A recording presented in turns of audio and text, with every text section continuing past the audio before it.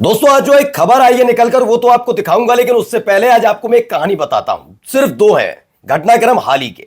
आपको याद होगा कि एक खबर निकल कर आई थी चंडीगढ़ का मेयर चुनाव, और उस दौरान एक व्यक्ति जो रिटर्निंग ऑफिसर था वो घपला घोटाला और जो विपक्षी पार्टी के बीजेपी के हिसाब से विपक्षी पार्टियों के वोट थे वो खराब करता हुआ पकड़ा गया था। वो बाद में पता लगा वो बीजेपी का नेता है जिसे रिटर्निंग ऑफिसर इसीलिए बनाया गया था कि तुम्हें जिम्मेदारी है कि तुम खराब कर दो वोट, और बीजेपी का मेयर चंडीगढ़ में होना चाहिए। फजीयत हुई थी, याद है? यही नहीं, हाल ही में आपने एक खबर सुनी होगी, महाराष्ट्र हाईकोर्ट में किसी और कोई और मिला ही नहीं इतना बुद्धिजीवी कि बीजेपी के एक प्रवक्ता को महिला हाईकोर्ट का जज बनाया। आज मैं कहानी क्यों बता रहा हूं?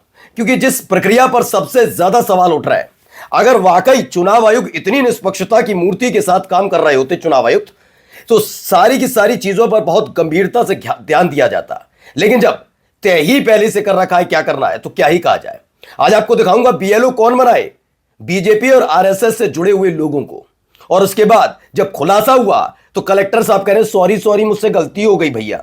आज आपको यह भी दिखाऊंगा कि जैसे ही खुलासा हुआ पारा चढ़ गया विपक्ष का, उन्होंने हटिया खड़ी करके रख दी है। और भी कई महत्वपूर्ण खबरें हैं कि बीएलओ की जान जा रही है, बीएलओ नौकरियां छोड़ रहे हैं, लेकिन फर्क नहीं पड़ रहा है। नमस्कार, मैं हूं प्रज्वल गौतम और आप देख रहे हैं नेशन 360। अब आप सोचिए, आपके घर पर एक बीएलओ आए। बीएलओ होना चाहिए निष्पक्ष, ना वो इस पार्टी का ना उस पार्टी का।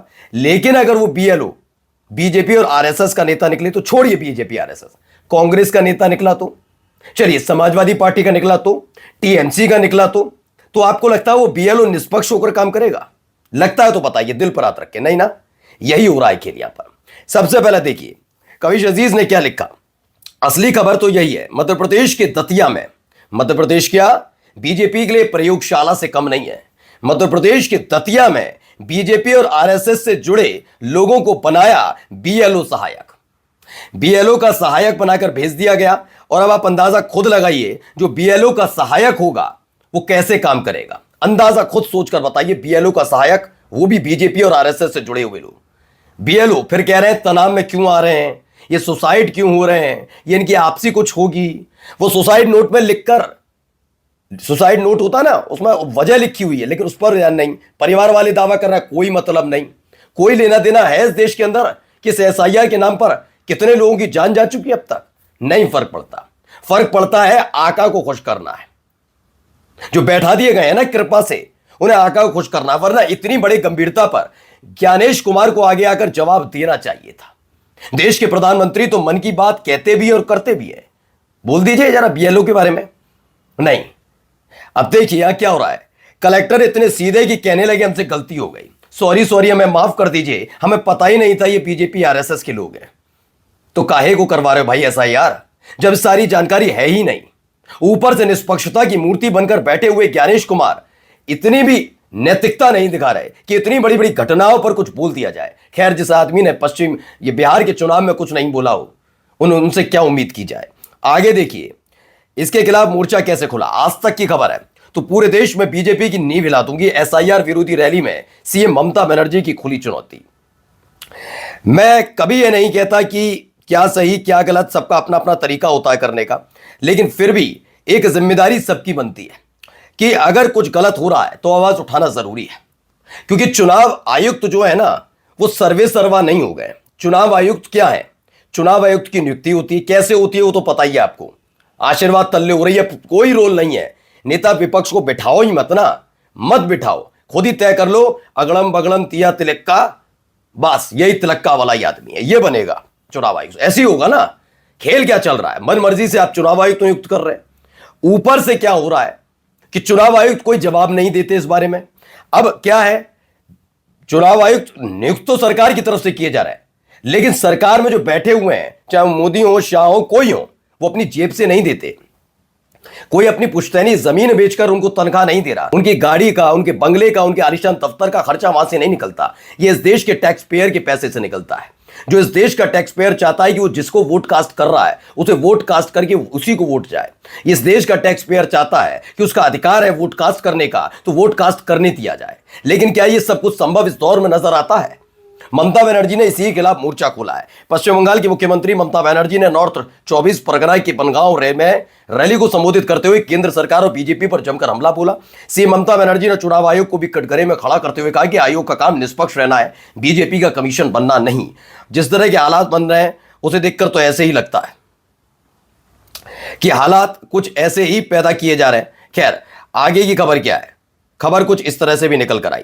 ये देखिए, न्यूज़ 24 की खबर है। यही वो रैली निकाली गई थी। इसमें ममता बनर्जी के साथ उनकी पार्टी के समर्थक भी हैं, सब है। एसआईआर के खिलाफ ये मार्च निकाला गया है। न्यूज़ 24 की खबर, जिसमें बताया गया खास तौर पर ये एसआईआर के खिलाफ है। वो बात अलग है कि एसआईआर के खिलाफ निकालो, चुनाव आयोग के खिलाफ निकालो, तो सबसे ज्यादा अगर मिर्च किसी को लगती, पूरी जिम्मेदारी के साथ बोला, मिर्च लगती है तो बीजेपी को। सोचो, वहां पर जवाब मांगा जाता है इलेक्शन कमीशन से, बीजेपी प्रेस कॉन्फ्रेंस कर देती है। अरे आपका लेना देना क्या भाई? यानी आपको फायदा पहुंच रहा है, आपको मिर्च क्यों लग रही है? जवाब कौन देगा? तो हटा दो ना भाई। इतने आलीशान दफ्तर की जरूरत क्या चुनाव आयुक्त की? वहां से हटाकर बीजेपी दफ्तर में बिठा लो, वहीं प्रेस कॉन्फ्रेंस कर दिया करेंगे, है ना? वो आएंगे करने तो वो राजेश खन्ना के डायलॉग्स। आप जानते हैं ना, इस देश के अंदर कितने लोग रहते हैं, रेहड़ी पटरी पर रहते हैं, उनका नंबर 00। पूर्व मुख्य चुनाव आयोग को बता रहे हैं तो फिजूल की बात कर रहे हैं। अब आइए अगली खबर देखिए। एक प्रधान जी सैफी, उन्होंने कहा गजब खेल चल रहा है। ज्यादातर बीएलओ ऐसे हैं जो कि एप्लीकेशन को सही से नहीं चला पा रहे हैं, फिर ये सहायक चलाकर थर्ड ऑप्शन चुन रहे हैं। जल्दी ही तहसील में लंबी कतारें दिखेंगी। बिल्कुल वाकई हालात ऐसे बना दिए गए, कोई जवाब तलब नहीं, कोई जिम्मेदारी, कोई जिम्मेदारी नहीं। अब आराम से बैठकर सिर्फ तमाशे देखिए। अब देखिए, अशोक कुमार पांडे ने कहा घुसपैठियों का अच्छा है, झारखंड से बिहार चले गए और अब चुनाव बंगाल में तो वहां चले जाएंगे। कमाल है। याद है ना, जब जब चुनाव हुआ, दिल्ली में चुनाव हुआ तो क्या हुआ? घुसपैठिए, झारखंड में घुसपैठिए, बिहार में घुसपैठिए। और आजकल कहां चल रहा है खेल? पश्चिम बंगाल के लिए कहा जा रहा है घुसपैठिए। उधर असम के मुख्यमंत्री हैं भाई हेमंत बिस्वा शर्मा। उनके मुताबिक क्या है, उनका भी हाल ही में एक बयान आया। उन्होंने कहा कि अगर बीजेपी सत्ता से चली जाती है तो असम पर ये मियां शब्द का इस्तेमाल। मियां कोई पंडित तो होता नहीं है, हमारे सनातन परंपरा में तो नहीं है कोई। मियां कौन होते हैं सब जानते हैं। मियां कब्जा कर लेंगे असम पर, ये तो शब्दावली है। असम से थोड़ी दूरी पर अरुणाचल प्रदेश है, उसको लेकर चीन का बयान आया। उस पर बीजेपी के नेताओं की जुबान नहीं खुलती। इन्हें मियाओं से, अपने ही देश के मुसलमानों से इतनी दिक्कत हो जाती है। आगे देखिए, विक्रम लिखते हैं बाप लोकतंत्र खा रहा है, बेटी बीएलओ की जान, नाम तो बुझाए गए होंगे। अब समझ गए, नहीं समझे?